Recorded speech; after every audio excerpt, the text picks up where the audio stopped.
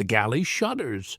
Steel groans, a low animal sound that rises from the hull and vibrates through the iron countertops, through the bolted-down stove, through Charles Mogford's boots.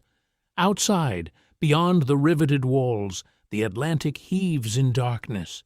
Inside, under a single swinging bulb that casts shadows like a metronome, he stirs.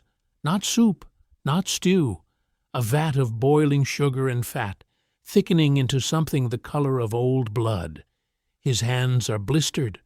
Third-degree burns wrap around his right palm. Souvenirs from the steam pipes that ruptured 2 days ago. The skin is tight, weeping.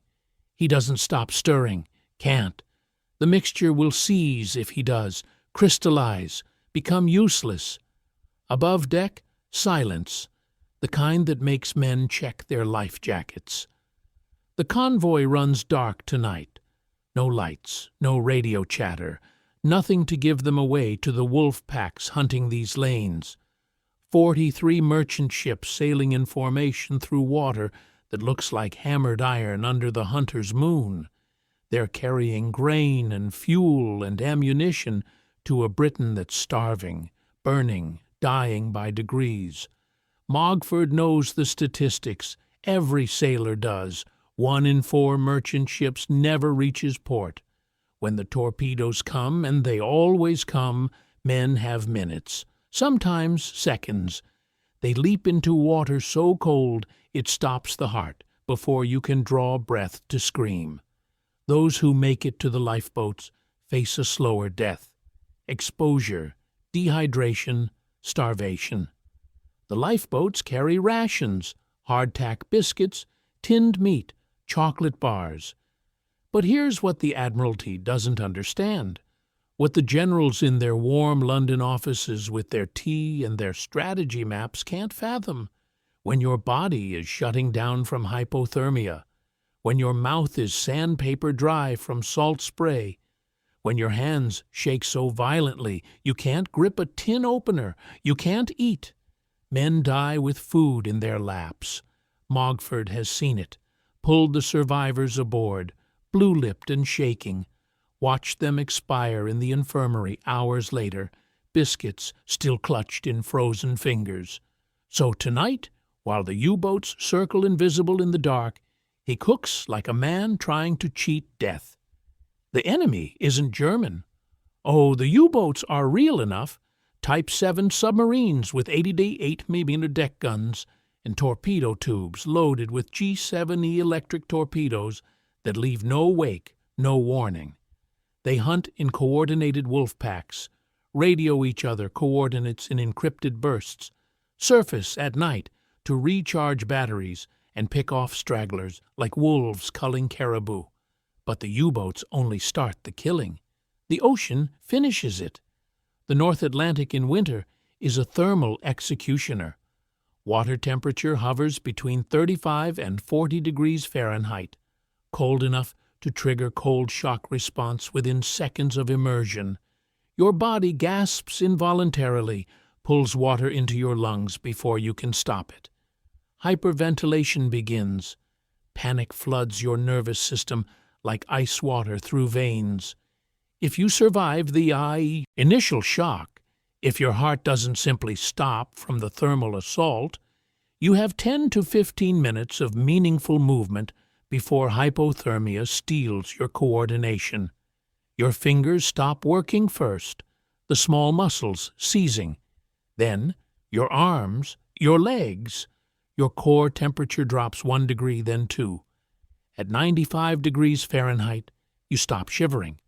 At 90 degrees, you stop thinking clearly. At 86 degrees, you stop caring whether you live or die. Most men don't drown in the traditional sense. They simply quit. Slip beneath the surface, their life jackets forgotten or fumbled off, their minds already somewhere warmer, somewhere that doesn't hurt. But say you're lucky. Say you make it to a lifeboat, one of the 25-foot wooden vessels with canvas tarps tucked under davits on every merchant ship. Say you're one of the fortunate ones who gets pulled aboard, who huddles with 20 others soaked, shaking men under canvas that does nothing to stop the wind. Now you face the second enemy, time. Rescue can take hours, days, sometimes weeks, if the convoy scattered and your position wasn't radioed before the ship went down. The lifeboats carry emergency rations, designed by bureaucrats who've never spent a night adrift, who calculated caloric needs on paper in offices where the worst discomfort is a cold draft from an open window. The food sits there in your lap, mocking you. Liverpool, November 1941. Britain is an island under siege. The Luftwaffe has bombed London for 57 consecutive nights during the Blitz. Cities across England smolder. Coventry, Birmingham, Manchester reduced to rubble and char. But the real threat isn't falling from the sky. It's failing to arrive by sea. Britain imports 70% of its food. Every calorie of wheat, every gallon of fuel, every round of ammunition crosses the Atlantic in merchant ships that are slow, unarmored, desperately vulnerable. Liberty ships and tramp steamers and aging freighters held together by paint and prayer. Winston Churchill will later write in his memoirs, "The only thing that ever really frightened me during the war was the U-boat peril. Not the Luftwaffe, not invasion, the submarines."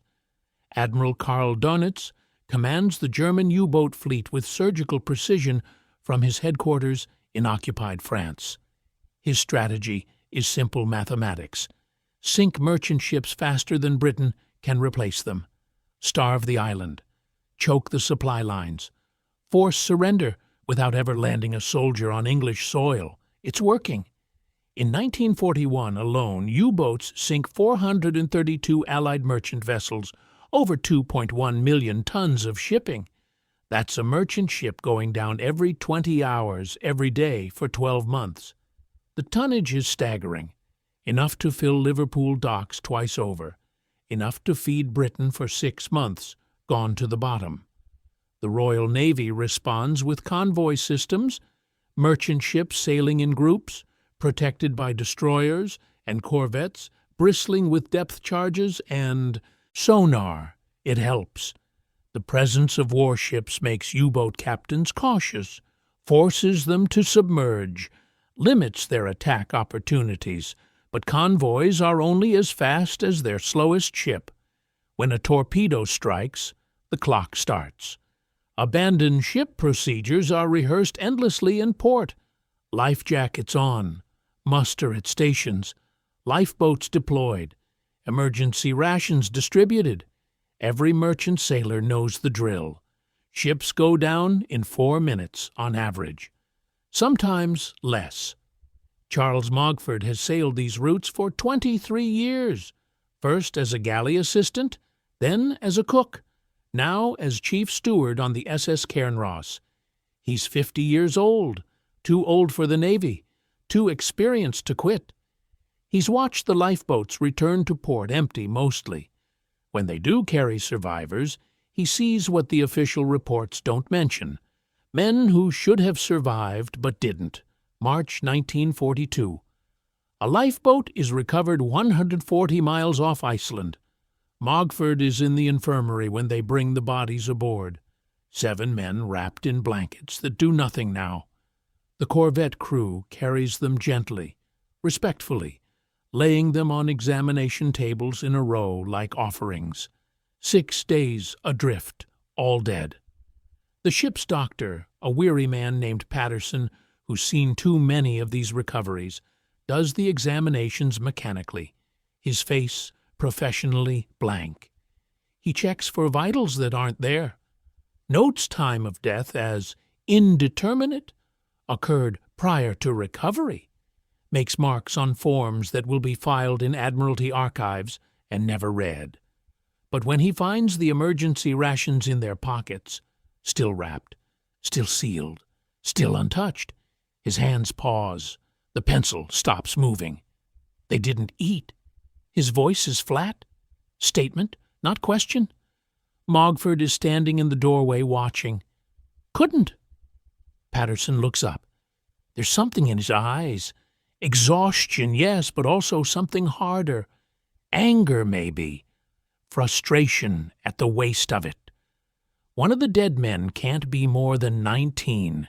Smooth-faced still, his lips cracked and bleeding from exposure.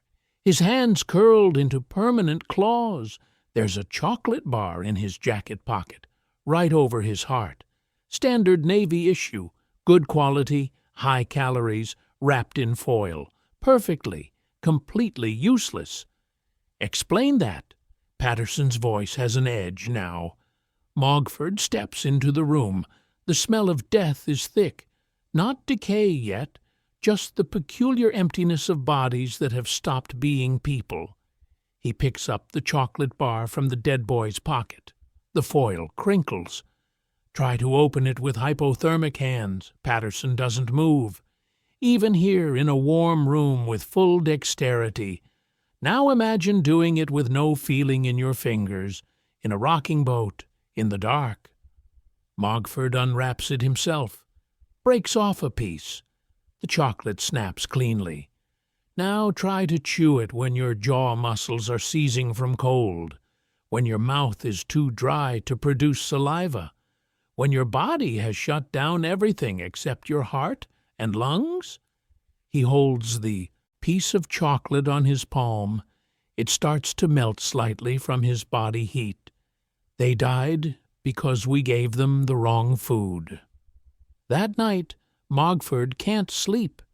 He lies in his bunk in the crew quarters, listening to the engines thrum their constant rhythm, listening to other men snore and shift and mutter in their dreams. The bulkhead above his head is covered with photographs. His wife, his daughters, his mother's house in Lancashire.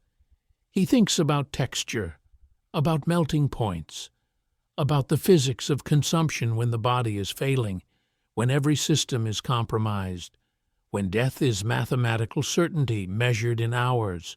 What if you didn't need to chew? What if you didn't need moisture, didn't need coordination, didn't need anything except a tongue and time? What if the food simply dissolved?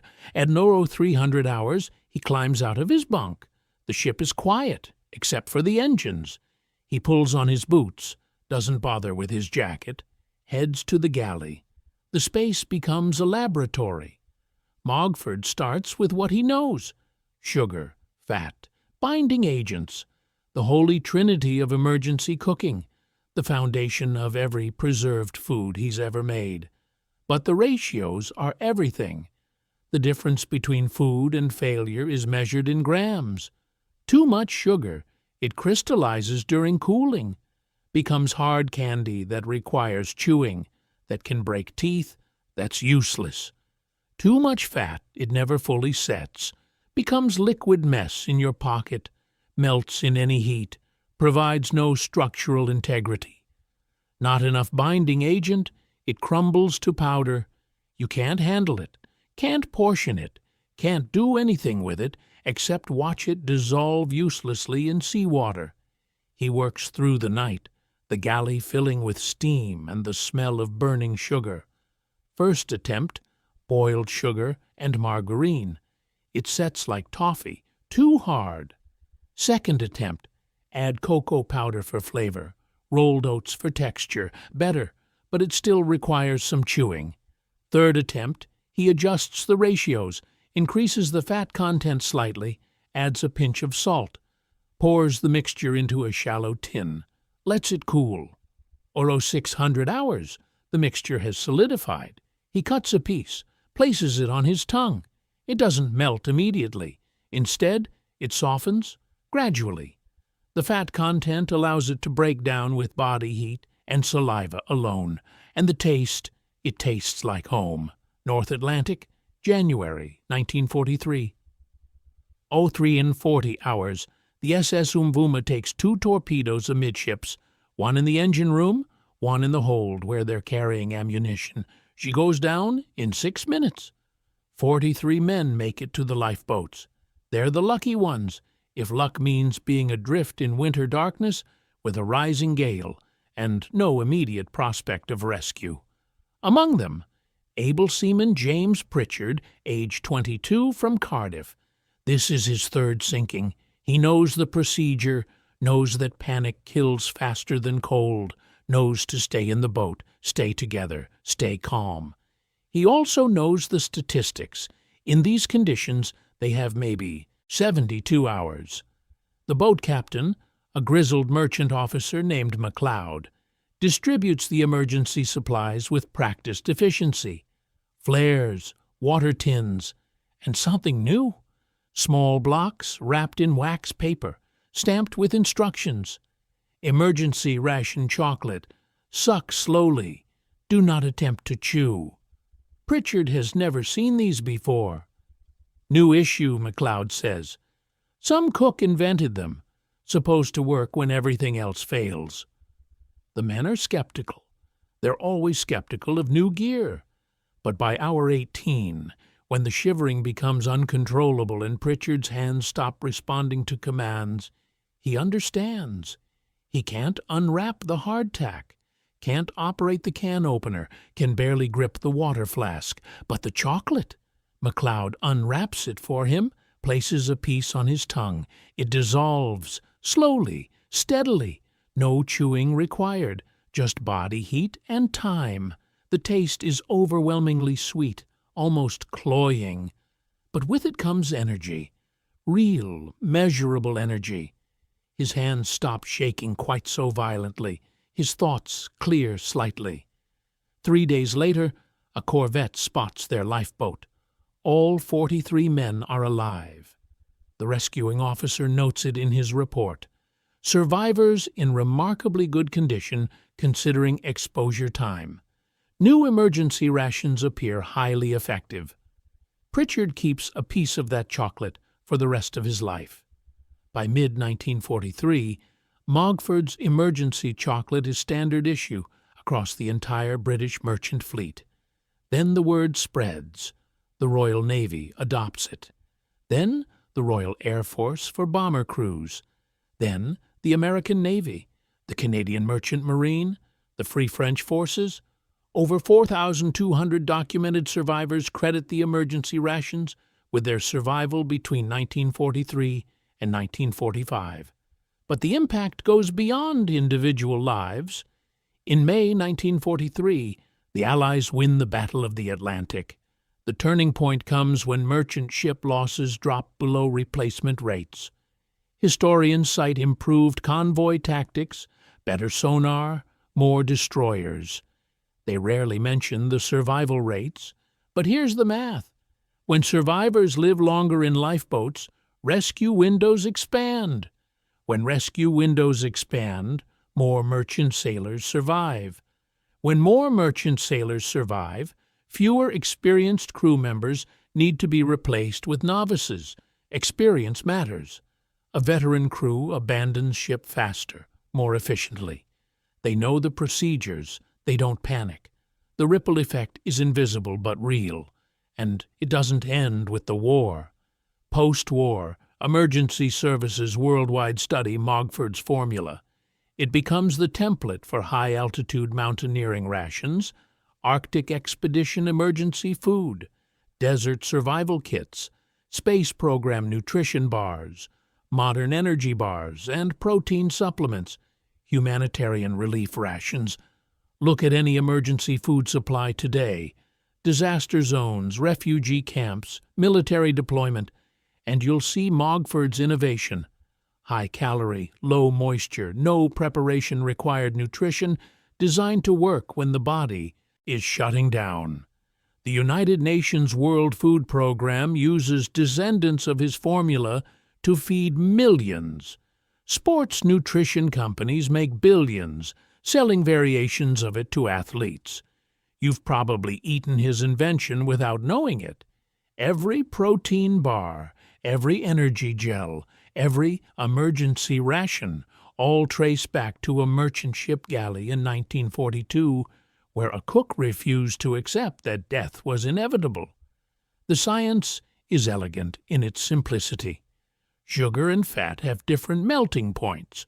Sugar liquefies at 186 degrees, but the fat matrix in Mogford's formula melts at body temperature around 37 degrees Celsius.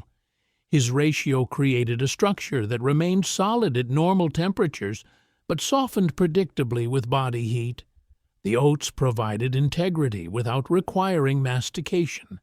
They absorbed moisture from saliva, swelled slightly, broke down mechanically without chewing. Each 50-gram block contained approximately 250 calories, roughly 60% from sugar, 35% from fat, 5% from oats and cocoa, mostly from simple sugars and lipids, which the body can metabolize even under extreme stress, even when blood flow is restricted to the core. The high sugar content provided immediate glucose to the brain, the organ that uses 20% of the body's energy despite being only 2% of body weight. When blood sugar drops during exposure, cognitive function deteriorates rapidly. The chocolate arrested that decline. The sweetness triggered dopamine response. Even in hypothermic conditions, sugar-activated reward pathways in the brain provided something approximating pleasure in circumstances devoid of it. This sounds trivial until you understand that in survival situations, hope is physiological. Men who believe they might survive try harder to survive. But the deeper principle is about empathy-driven innovation. Mogford wasn't a scientist. He had no formal training in nutrition or chemistry, no university degree, no laboratory, no research grant. What he had was direct observation of failure. He watched men die. He asked, why? Not why in the abstract theoretical sense, but why in the immediate, tactile human sense. Why can't they open the wrapper? Why can't they chew? Why does the food we give them require resources they don't have? The Admiralty designed rations for healthy sailors in controlled conditions. Mogford designed rations for dying men in chaos. The difference is empathy. Maritime Museum, Greenwich, London, present day.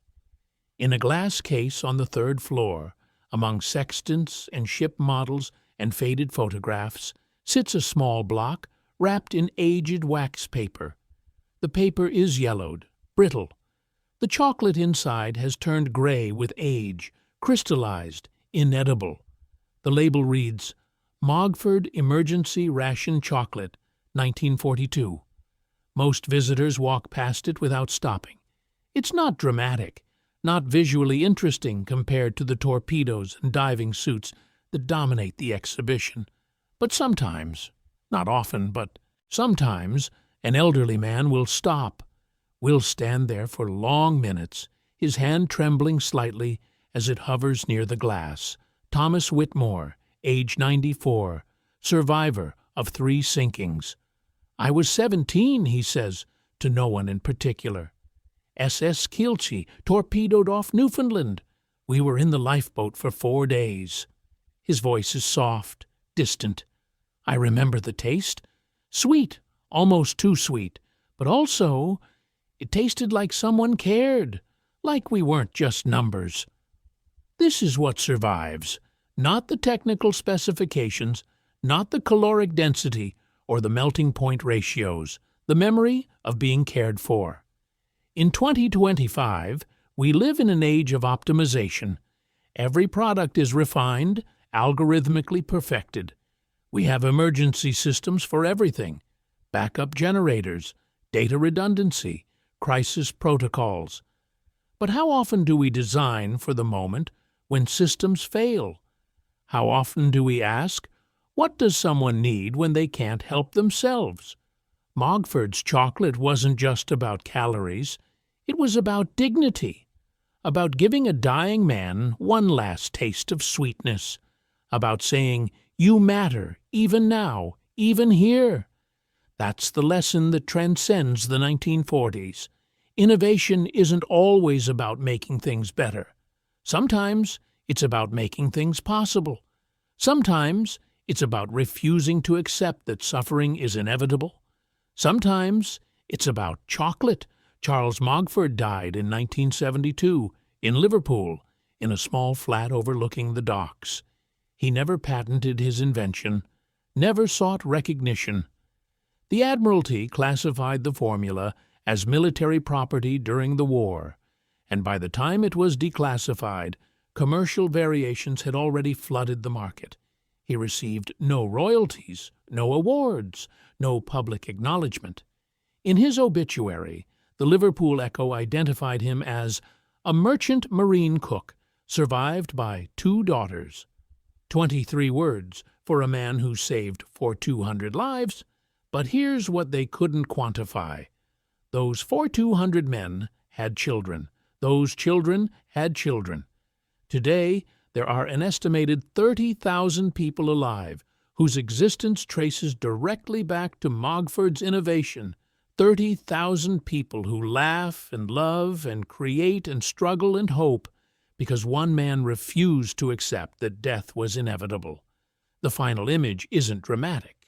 There are no explosions, no heroic charges, no medals. It's just this: a lifeboat, empty now, pulled up on a museum lawn in Portsmouth. The wood is weathered gray. The oars are crossed. A plaque explains its history. Rescued 43 men, North Atlantic, 1943. Nearby, school children eat lunch. One girl unwraps a granola bar, takes a bite without thinking. She doesn't know she's eating history. Doesn't know that the texture, the density, the way it melts slowly on her tongue, all of it traces back to a cold night in a ship's galley, when a cook with burned hands decided that survival shouldn't require strength. Just sweetness, just care, just the radical belief that in the darkest waters, when hope itself seems frozen, someone, somewhere, can still taste comfort. The girl finishes her granola bar, crumples the wrapper, continues living a life made possible by a man whose name she'll never know. Above the museum, clouds move, the sun breaks through. Light hits the weathered lifeboat and makes the wood look almost golden. Somewhere in the Atlantic, the water is cold and dark and indifferent. But somewhere in that darkness, the memory persists, the taste of sweetness, the knowledge that someone cared, the radical possibility that death is not inevitable. If stories like this remind you what endurance really means, not strength, but attention, subscribe and keep these lessons alive. The galley still trembles, but now we know what to stir.